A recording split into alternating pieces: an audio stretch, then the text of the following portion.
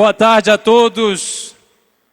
É um prazer poder estar aqui com vocês, compartilhando. Eu me chamo Davi, como foi dito, eu venho de Belo Horizonte.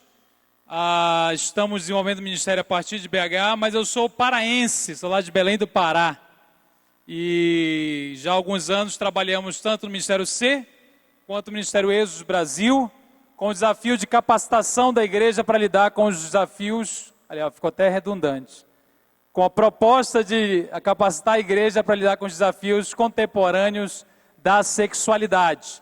Dentre eles, surge esse tema que é como nós lidamos com gênero, fora e dentro da igreja, né? Então, a ideologia de gênero, que é o nosso tema de hoje, a gente vai tentar colocar alguns conceitos e fomentar algumas discussões. Então, que a gente possa ter um tempo assim de aprofundamento e de aprendizado nessa área. Tudo bem, gente? Maravilha. Quando a gente fala ideologia de gênero, o que vem na sua cabeça? Vem um monte de coisa que aparece na internet, né? Na mídia, na nossa cultura. Então, é um tema muito esmiuçado. Mas eu queria começar antes até do primeiro slide. Deixa eu deixar aqui no primeiro slide, que a gente vai avançando aos poucos. Nosso tema é ideologia de gênero, mas eu queria fazer uma breve introdução antes. O problema de falarmos sobre assuntos muito complexos da sexualidade é que a nossa base, às vezes, é muito precária. Nós fomos educados na sexualidade de uma maneira muito negligente, eu diria. Então, muitas vezes, ainda reina 3 grandes inimigos na igreja, na nossa família e na nossa própria mente. Quais são eles? Primeiro, é a ignorância. Nós não sabemos nem o nome de coisas. Segundo, é uma vergonha excessiva, um pudor excessivo. E terceiro, é um medo.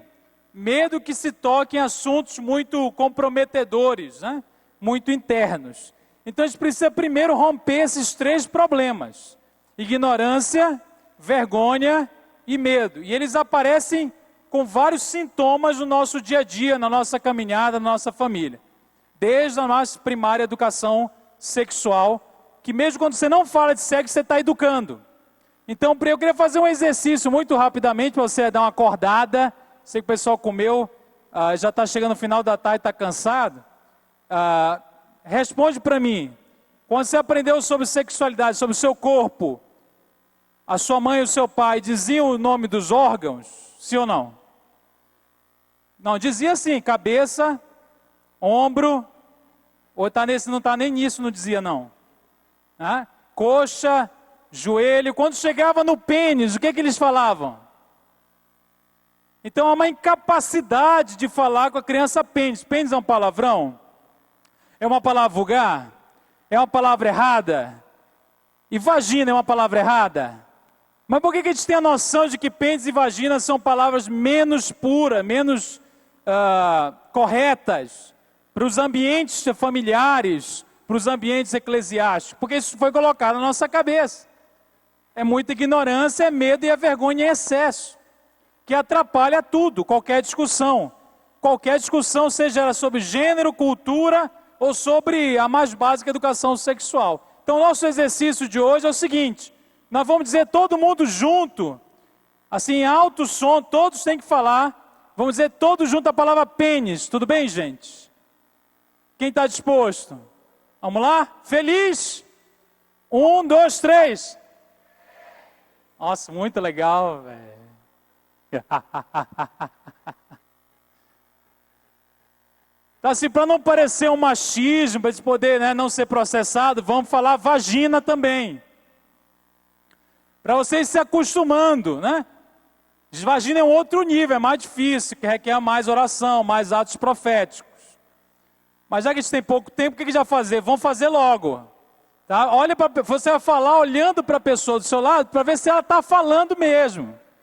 Mas não é para falar para ela não, é só para vigiar, porque se ela não falar, vai ter que vir aqui na frente falar sozinho. Então vamos lá, 1, 2, 3 e vá. Amém, irmãos? E aí, como foi o sentimento? Não dá uma agonia, velho? Não dá? Negócio um mal-estar assim? O que eu estou falando, velho? Estou profanando a igreja, o microfone ungido, santo, né? Então veja, esses são os nossos problemas elementares. Ignorância, vergonha excessiva e medo. E aí primeiro tem que trabalhar isso, para depois tentar entender coisas muito mais complexas, a gente vai entrar agora. Então vamos começar definindo algumas coisas. Eu gosto muito de uma história que dizia o seguinte: tinha 2 peixes bem jovenzinhos no mar.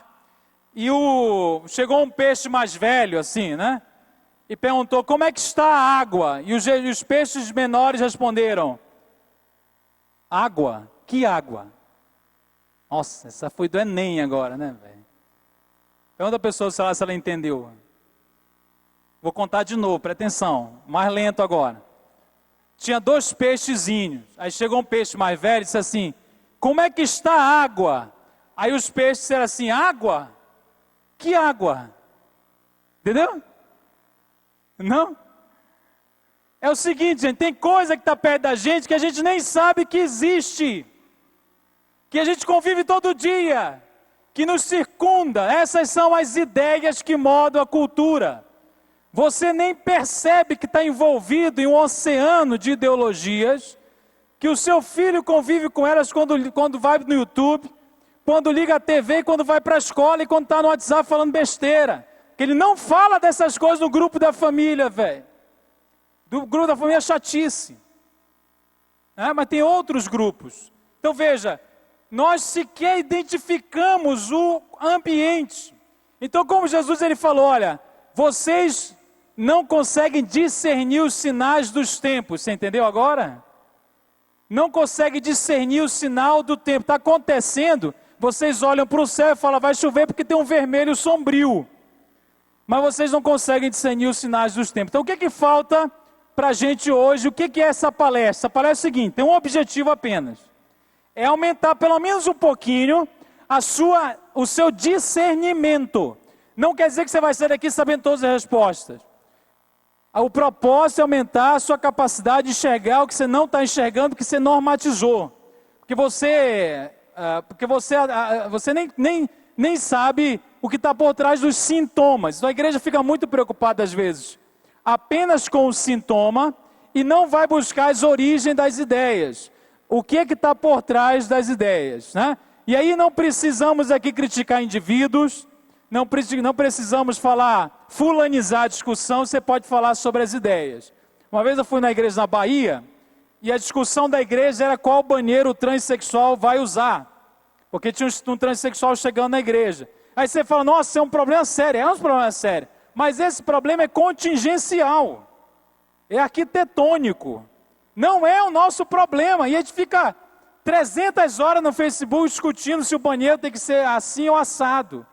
Apesar de ser um problema, ele é um sintoma pequeno de uma atmosfera inteira em crise. E nada sabemos sobre ela. Então a nossa intenção é aumentar a capacidade de discernir, de perceber, de dialogar com a verdade. Para isso vamos aqui tentar capturar alguns inimigos e vencer alguns conceitos. Quando eu falo a palavra sexualidade, o que vem na sua cabeça? Sinceramente, fala. Essa cabeça, né? Não pergunto o que vem na minha cabeça, né, pastor? É tipo assim, né? Quando eu falo a palavra sexualidade, o que vem na sua cabeça? Sexo, vem ou não vem? É por isso que você está mal. Vê, olha aqui, ó, sexualidade, para de associar sexualidade a ato sexual.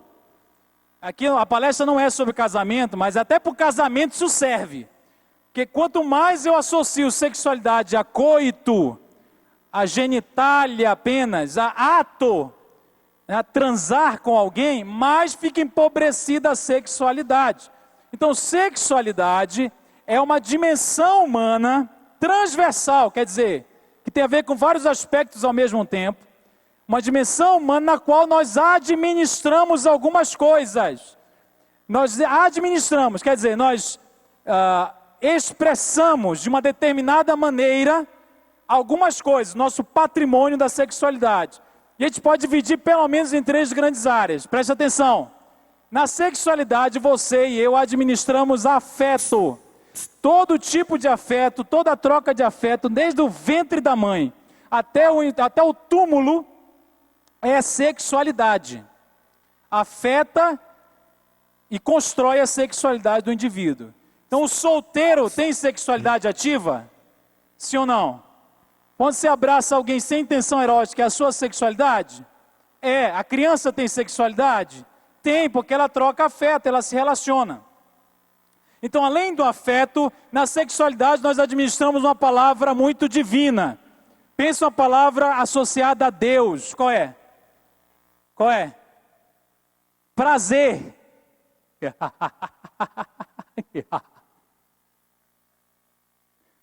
Você nunca imaginou que ia falar prazer, né? Você fala, prazer é do cão, velho. Né? É do diabo, que é o Deus do prazer. Veja, prazer é uma ideia de Deus e a queda nos faz incapazes de administrá-lo, é verdade. Ele nos causa problema, mas prazer é um patrimônio que Deus nos deu. E aí você vai ter que criar uma maturidade suficiente para dar conta desse patrimônio. E não adianta orar para Deus te capar, te castrar, tirar isso de ti. Porque Deus não vai tirar. Até o último dia você vai ter atração sexual. Aliás, no último dia talvez não tanto. Aí as orações começam a ser respondidas. Surge o Viagra. Mas veja, o prazer é um patrimônio que eu tenho que dar conta de administrar na minha sexualidade. E aqui a gente podia falar mais, mas eu preciso andar. Então vamos lá, você tem afeto, você tem prazer, você tem o quê? Desejo. Meu Deus, desejo. Desejo, atração. Desejo aqui não é lascívia, não é cobiça. É o desejo, a atração que todo ser humano tem e precisa saber administrar. Então nós temos um chamado na sexualidade. Crescer ao ponto de dar conta dessas três coisas. Essas três coisas são a resposta para os seus problemas. Mas podem ser também podem ser exatamente o problema, né? Depende da maneira como você usa. É igual botijão de gás. Quem tem botijão de gás em casa, levanta a mão. Que pergunta idiota, gente. Vocês ainda levantam a mão.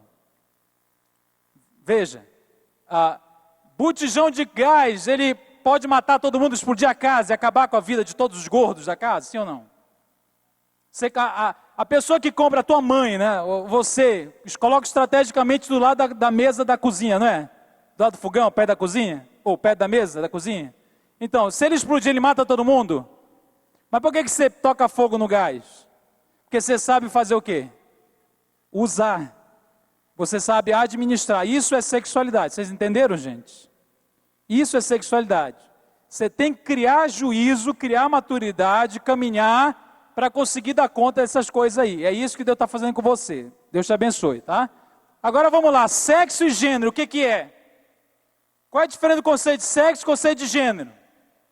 Quando eu falar sexo, não é o ato, tá? É o sexo da pessoa. Sexo tem a ver com aspectos biológicos. Deu para entender? Eu estou sendo assim o mais sucinto e claro possível. Tudo que falar de biologia, corpo, pênis, vagina, hormônio, XY, né? XX. Cadê? Estou tentando passar aqui, o Satanás não está deixando aqui. Aí, falou de sexo, trava tudo, velho. Não vai funcionar, velho. Isso aqui. Tá aqui os cromossominhos, né? Então você lembra do Enem, do ensino médio, né? Então vamos lá. Tudo que é cromossomo, genética, biologia, é sexo, né? E o que é gênero? Agora volta. Isso. O que é gênero? Gênero é uma concepção abstrata, psicológica, que responde a seguinte pergunta: eu me sinto homem? Eu me sinto mulher? Então sexo é uma coisa mais objetiva, né? Mais clara. Gênero é uma construção, é um discurso, é uma abstração. Eu me vejo como homem, eu me sinto homem, eu me vejo como mulher, eu me sinto como mulher. Esses são diferentes conceitos, tá? E aí a gente vai depois problematizá-los mais para frente. Então vamos lá. O que vem a ser orientação sexual? Orientação sexual é o objeto de desejo. Então tem pessoas que têm atração pelo mesmo sexo, pelo sexo oposto às vezes por ambos os sexos. Tem pessoas que não têm atração por adultos, né? Tem atração por crianças, por exemplo. Isso existe. Isso é orientação do desejo. Estão acompanhando até aqui? Só que o que aconteceu na contemporaneidade? Agora a gente vai começar a falar dos nossos dias. Houve uma fragmentação do ser humano.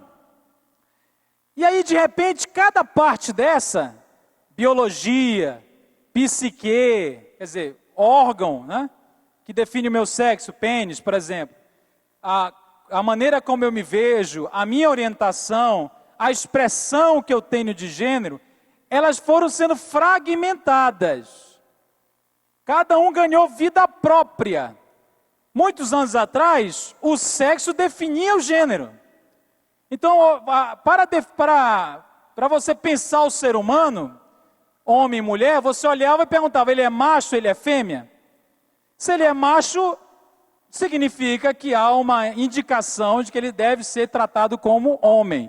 Porque o homem, ele não nasce pronto, tudo bem, irmãos? Ele nasce para ser homem, ele nasce macho, só que a masculinidade eu preciso desenvolver, isso é uma verdade. O sexo aponta a direção.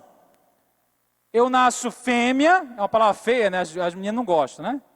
Mas nasce fêmea e isso aponta em direção à feminilidade. Mas eu preciso desenvolver a feminilidade, porque se eu não nasço sabendo o que significa ser homem. Eu não nasço sabendo o que significa ser mulher. Eu preciso de referências, inclusive. Então eu tenho um desenvolvimento do meu gênero, a partir de uma base sexual. Vocês estão me acompanhando? Amém, irmãos? Tranquilo? Meu Deus, é isso aí, vai ficar pior daqui a pouco. Então você tem uma base sexual, você desenvolve a sua sexualidade e você desenvolve atrações, que é a orientação do seu desejo. E aí, olha aqui, eu queria colocar uma figura para vocês. Vou passar aqui, ó. Essa figura é a figura senso comum. Isso aqui não é pesquisa acadêmica, não é nada disso não. Isso é como a nossa cultura no Facebook, seja lá onde for, está vendo a sexualidade, está ensinando a sexualidade. Então eles colocam a sexualidade fragmentada em vários lugares no corpo. Está vendo aqui lá no pinto do menino? É um menino isso, gente? Eu acho, né? Então ali em direção dos genitais, o que tem lá? Aqui, olha, pode olhar para mim, não tem problema não. Então imagina que eu tenho um pênis. É difícil, né? Mas imagina que eu nasci, vamos lá, eu nasci com vagina, só que eu coloquei um pênis. Vocês conseguem imaginar? É sério essa parte. Olha para mim. Imagina que eu nasci com vagina, então eu nasci fêmea ou macho? Diga fêmea. Eu nasci fêmea. Aí eu falei, não, eu estou no corpo errado. Como eu estou no corpo errado, o que eu preciso colocar? Um suposto pênis. Então eu coloco uma prótese. Ok? Só que eu nasci fêmea. Eu pareço homem, não pareço homem? Parece, né, gente? Essa pergunta é muito perigosa, né? Nem todo mundo pode fazer essa pergunta. Mas assim, eu aqui pareço homem. Agora imagina que eu pareço homem, mas nasci com vagina. Então a minha identidade de sexo é fêmea. Qual é a minha identidade de gênero? Homem. Como eu me vejo? Eu me vejo como homem. Então eu tirei, não tirei toda, né? Porque gordo é ralado, né? Mas diminuiu a mama. Gente, isso aqui é uma ilustração, não é o meu testemunho, não. Só uma vez eu falei isso, o pessoal falou, que testemunho forte, velho. É uma ilustração, tá? Não é... É perigosíssimo esse negócio da internet, né, velho? Então vamos lá, eu nasci com identidade biológica de fêmea, só que eu me vejo como homem. A minha identidade de gênero é baseada em quê?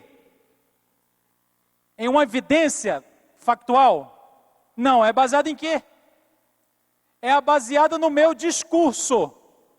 Eu crio a minha identidade a partir de mim mesmo, a partir da fala, da linguagem, é literalmente da linguagem.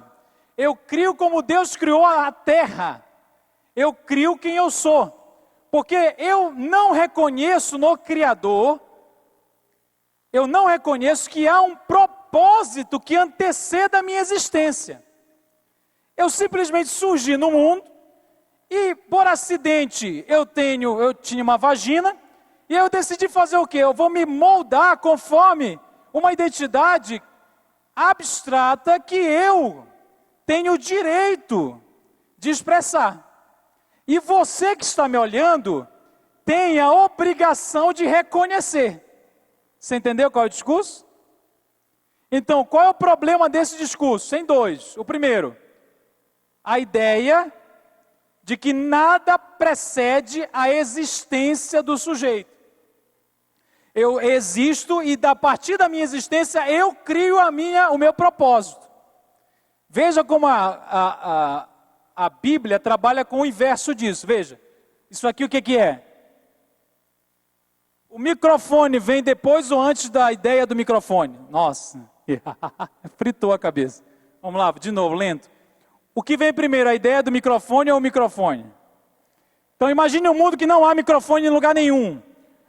Alguém tem a ideia. Então em algum lugar do mundo surge na cabeça de alguém, que é o criador do microfone, uma ideia. E ele desenha essa coisa não aleatoriamente. Ele desenha a morfologia do microfone. É dessa maneira para cumprir o seu propósito. Qual é o propósito? É fazer a voz, chegar a lugares mais distantes. Você entendeu? Então, esse material é escolhido baseado no propósito. Esse formato é assim, baseado no propósito. Agora, imagina que você não tem criador, não tem propósito nenhum. Nada que esse corpo, nada que está aqui porque está para cumprir um objetivo. Simplesmente apareceu. E eu dou sentido a cada uma dessas coisas. Portanto, a minha morfologia é um acidente. Acidentalmente eu tenho vagina, só que eu me vejo como homem. E agora eu vou criar uma identidade e vou forçar você a reconhecer a identidade que eu criei a partir do discurso. E se a criança tiver 3 anos e falar eu sou unicórnio, ela é o quê? Ela é unicórnio, não é criança não, porque criança é uma construção social dos burgueses capitalistas do Malafaia. É uma piada, viu gente? Tá? Nada contra o Malafaia. Pois é, né, velho? Não posso falar isso assim alto, né? Tem que falar baixo. Você entendeu? Veja, o indivíduo na contemporaneidade, ele se vê como um vazio de sentido. Não há sentido nenhum em ter... Por que meu braço não é no meio do meu peito e meu braço é aqui do lado? Por quê? Para o contemporâneo, não há nenhum sentido no meu braço ser aqui. Eu posso pegar esse braço e colocar aqui, se eu quiser. Qual é o problema?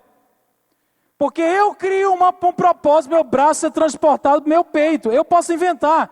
Porque a minha identidade é fruto de um autogoverno, de uma autonomia. E de volta para a criança. A criança, ao falar, eu estou no corpo errado, ninguém pode questioná-la. O discurso dela é dogmático. O discurso dela é a lei. O discurso dela é criação como em Gênesis. Ela disse, eu sou menina, ela vai ser menina. Porque todo mundo é convidado a rever a maneira como identifica a criança, menos a criança. Ela é justificada no seu discurso, mesmo não tendo base nenhuma biológica. Isso está no cerne da famosa ideologia de gênero. Então vamos lá, vamos ser bem devagar aqui. Ó. Sexo biológico, amém, irmãos? Sexo biológico. Identidade de gênero. Então aqui é macho e fêmea, aqui é mulher e homem. Então eu nasci com vagina, me vejo como homem.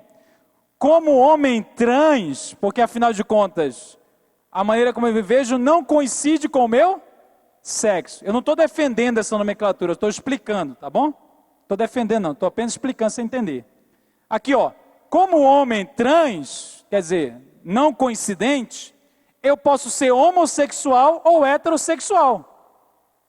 Por exemplo, eu sou um homem trans, nasci com vagina, agora sou homem e me relaciono com mulheres. Eu sou hétero ou sou homossexual? Eu sou heterossexual. Eu sou um homem trans heterossexual. Então se você acha que o problema da sua igreja é a homossexualidade, está resolvido, irmão. Porque eu não sou homossexual. Eu sou heterossexual, para a minha cabeça eu sou homem. E eu me relaciono com o sexo oposto. Você entendeu qual é a dificuldade nossa? A dificuldade nossa é que a gente está boiando. Achando que o problema é muito simples, se o cara é gay ou não é.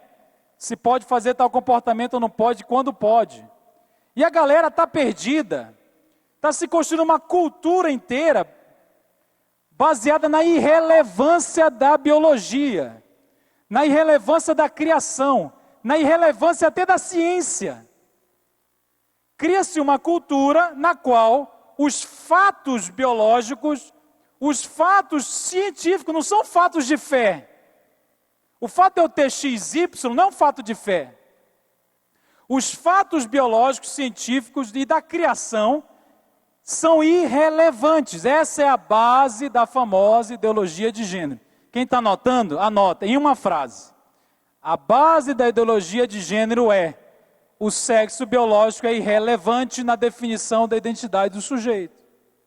Portanto, não nascemos homem, não nascemos mulher, sexo é só um detalhe. Sexo é um acidente gonodal. E que a sociedade oprime o sujeito, chamando aquele sujeito que tem pênis de homem. Chamando aquele bebê de menino. Você tem que se libertar disso. Porque nós avançamos. Né? Ou seja, é uma irracionalidade flagrante. E por que ela ganha tanto destaque? Olha para mim, presta atenção. Ganha tanto destaque porque a nossa cultura contemporânea não é racional. Para de achar que há um conflito entre fé e razão. Não há. A cultura contemporânea não se baseia em aspectos racionais. Nós não consumimos baseado na razão. Você lembra a última coisa supérflua que você comprou? Você consome baseado em razão? Consome qualquer coisa. Nós não nos alimentamos baseado em razão, nos alimentamos pensando assim: nossa, qual o melhor alimento para o meu corpo? Em Burger King.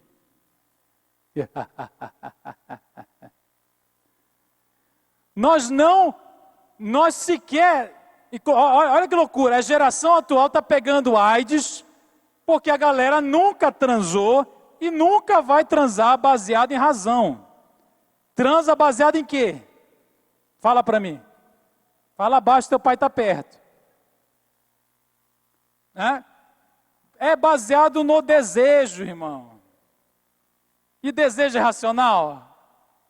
Hein?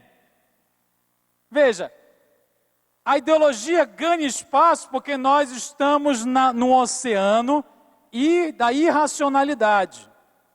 Isso tem, eu poderia aqui falar de vários referenciais teóricos para justificar o que estou falando. Você pode estudar depois. Mas veja, a sociedade ocidental, ela evoluiu da fé na Idade Média por uma crença na razão que levou o homem à barbárie das grandes guerras no início do século XX. Todo mundo começou a se matar. E depois uma decepção com a razão. Então nós vivemos hoje um caldo cultural da irracionalidade. E que propostas como, por exemplo, a famosa proposta queer, ganha espaço exatamente porque não pode ser definida muito bem racionalmente. E aí tudo fica fluido, tudo fica líquido, tudo fica sem uma identidade. Veja, você dizer que tem uma identidade era visto até a década de 70 como emancipação. Você lembra quando as mulheres falavam assim: não, eu sou mulher. Você lembra quando os gays falavam: eu sou gay, eu vou sair do armário? Porque assumir a identidade gay, o que era? Liberdade, não é isso? Não era essa a bandeira? A identidade negra não era para assumir? O Black Power, o Gay Power? O que aconteceu a partir da década de 80? Ter uma identidade passou a ser sinal de cárcere, de limitação. Porque se eu digo que eu sou hétero, o que eu não sou? O que eu não sou? Todo o resto. Se eu digo que eu sou homem, o que eu não sou? Eu não sou mulher, eu não sou trans, não sou travesti, eu não sou agênero, não sou bigênero, não sou não binário, eu não sou queer, eu não sou um monte de coisa. Então há uma angústia na contemporaneidade, qual é?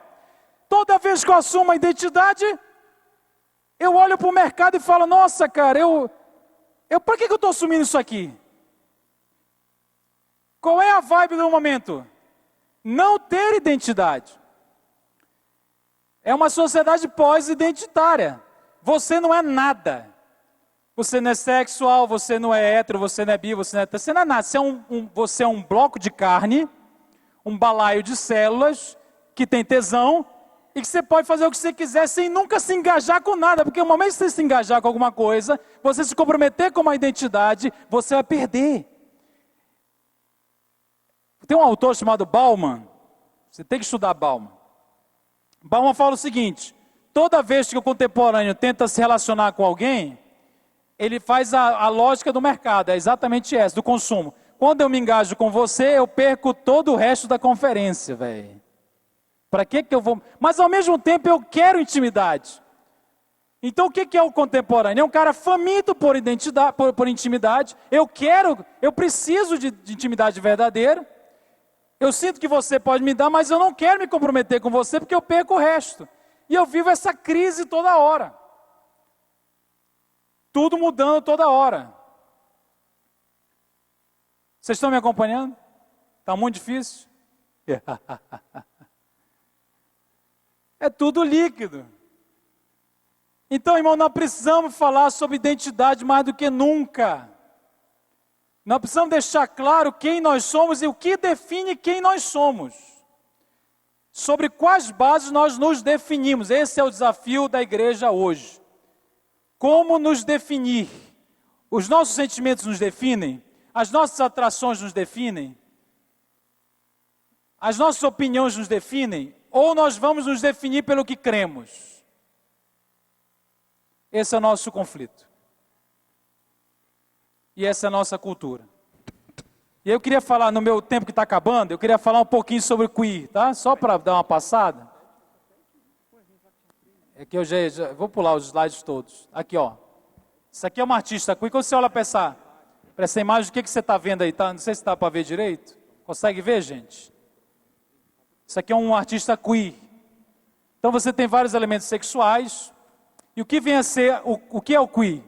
Queer é um movimento cultural que surge nas discussões de sexualidade e é exportado para o resto de tudo.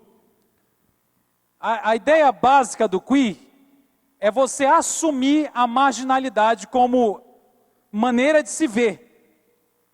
O queer não denuncia o marginal. O queer, ele é estranho, ridículo, nojento de propósito.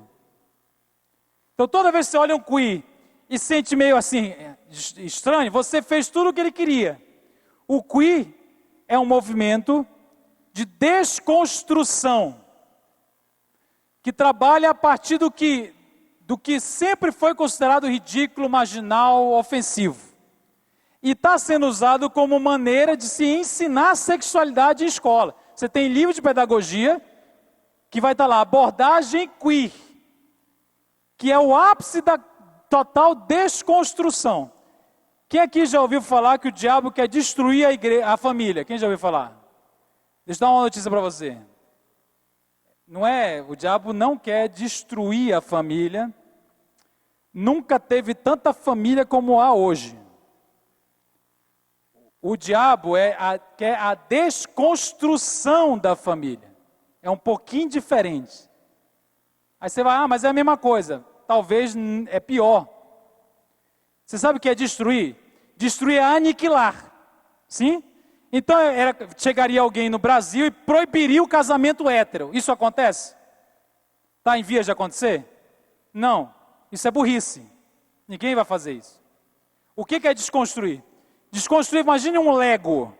Um negócio que tem partes.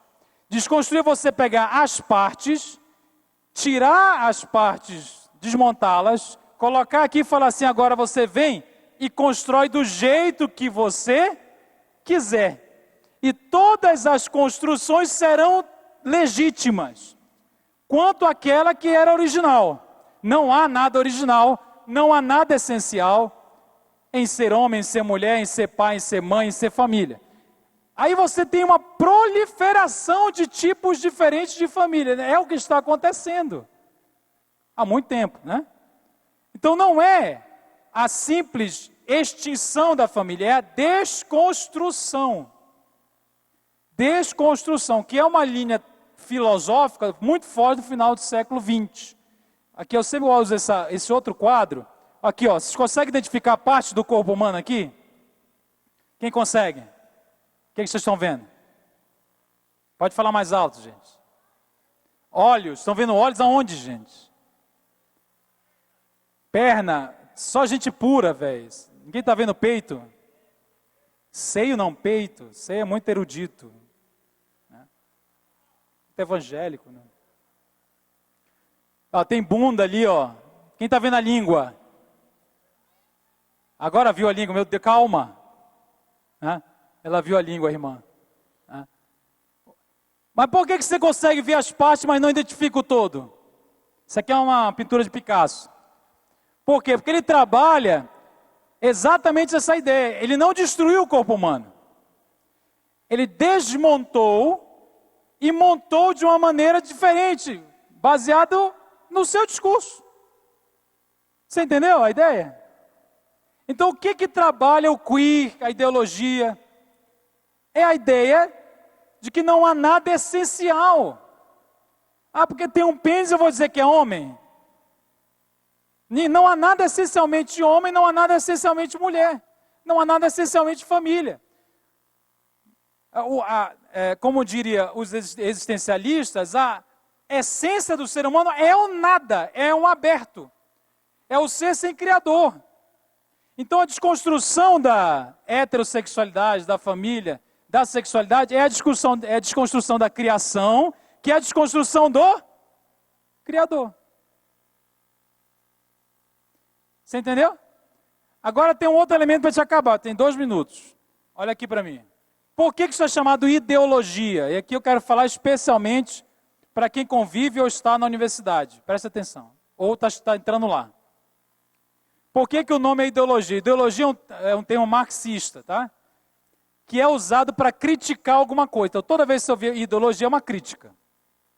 Ideologia é um conjunto de ideias que vai mudar a cultura. Se essas ideias forem implementadas, elas mudarão o mundo, basicamente isso. Mudarão a maneira como a cultura está.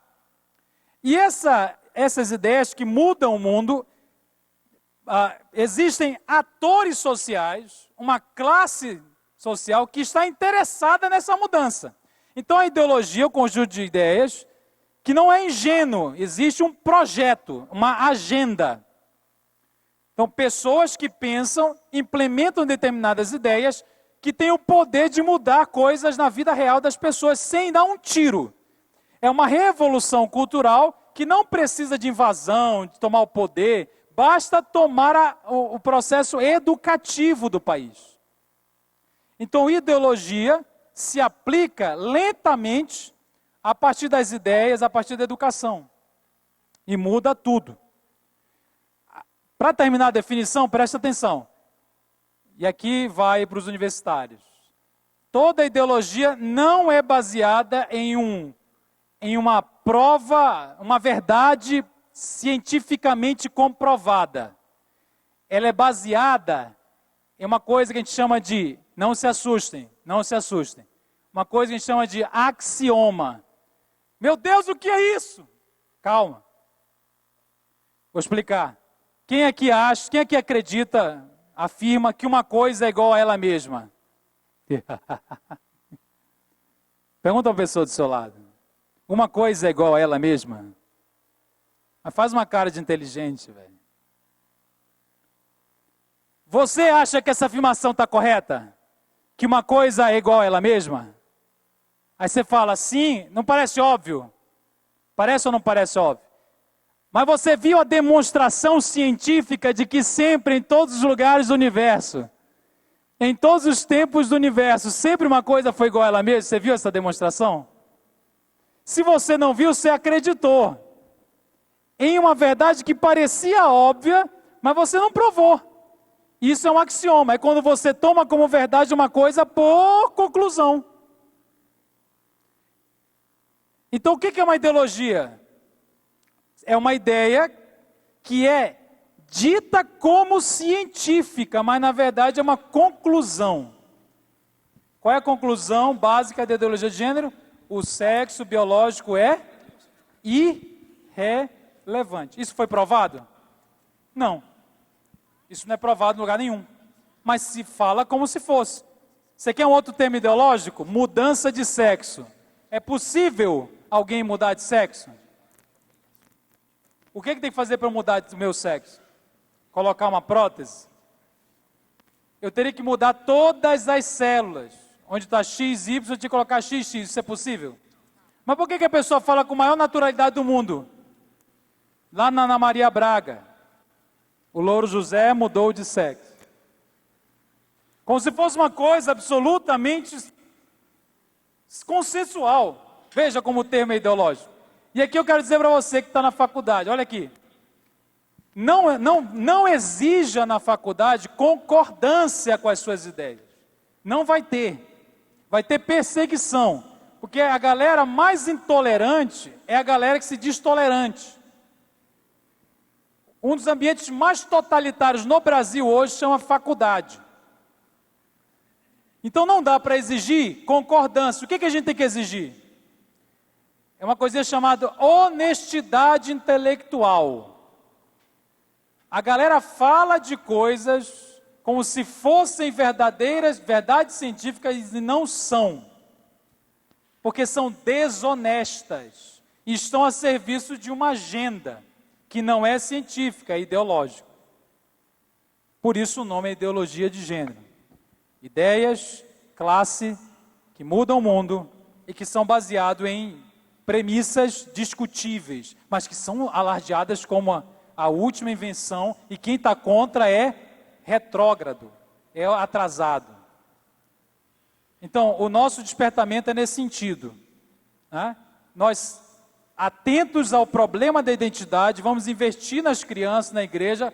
É identidade, é o que é homem, e o verdadeiro masculino e o verdadeiro feminino, a partir da palavra de Deus. Nós precisamos de modelo, nós precisamos de ensino intencional. Ah, mas eu vou começar isso na minha igreja? Não tem como. Comece com o seu filho. Não precisa começar com a igreja, não.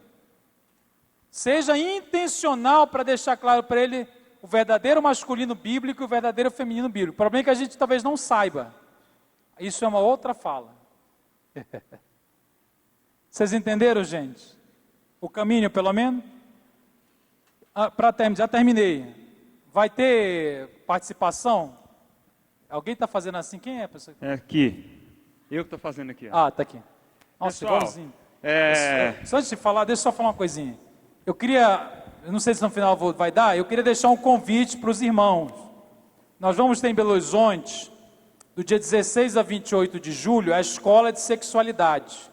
É um curso de 13 dias, de tempo integral, que reúne a galera que está trabalhando com ministério nessa área há anos no Brasil e capacita pastores, líderes, pessoas interessadas em ajudar outras pessoas a partir do Evangelho. Então, você pode entrar no site ministérioser.com.br, ministérioser.com.br e ter mais informações. É um curso muito importante para os nossos dias, para qualquer ministério aqui, criança, adolescente, jovem, evangelismo, aconselhamento, família, casais, sei lá, missão.